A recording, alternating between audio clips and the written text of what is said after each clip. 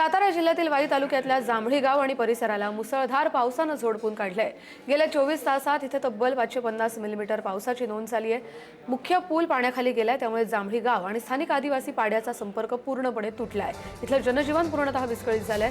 घटनेची गांभीर्य ओळखून तहसीलदार सोनाली मिटकरी यांनी स्वतः पुराच्या पाण्यातून वाट काढत बाधित कुटुंबाची भेट घेतली आणि परिस्थितीची पाहणी केली।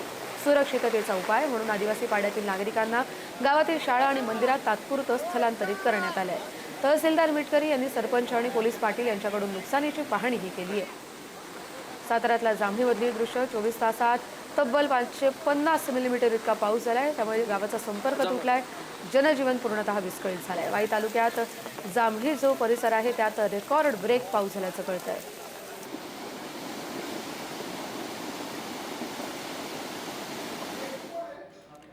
सातारा शहराला पाणी पुरवठा करणारा कास तलाव पूर्ण क्षमतेने भरला आणि तलावाच्या सांडव्यावरून पाणी वाहायला लागलंय। विशेष म्हणजे यावर्षी जुलै महिन्यातच हा कास तलाव पूर्ण भरलाय, त्यामुळे सातारकरांच्या पिण्याच्या पाण्याची चिंता मिटली आहे।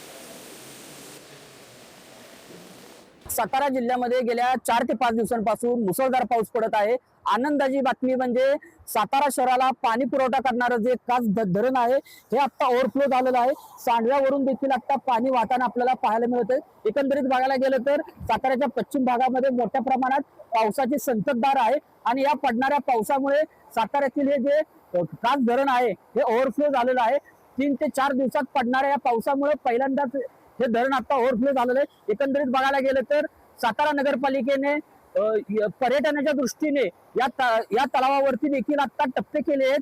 जो बुशी डॅमचा फील आहे हा या धरणाला देण्यात आलेला आहे, त्यामुळे पर्यटक देखील मोठ्या प्रमाणात आता या ठिकाणी येण्याची शक्यता आहे। एकंदरीत बघायला गेलं तर प्रशासनामार्फत देखील आता 2 दिवस शाळांना सुट्टी दिलेली आहे। आज सातारा जिल्ह्याला देखील रेड अलर्ट देण्यात आलेला आहे। एकंदरीत बघायला गेलं तर या परिसरात कालपासून देखील मुसळधार पाऊस पडत आहे आणि महत्त्वाचं म्हणजे सातारा शहराला जो पाणी पुरवठा करणारे हे जे कास तलाव आहे हे देखील ओव्हरफ्लो झालेलं आहे, त्यामुळे सातारकरांचा पाण्याचा प्रश्न देखील आता मिटलेला आहे।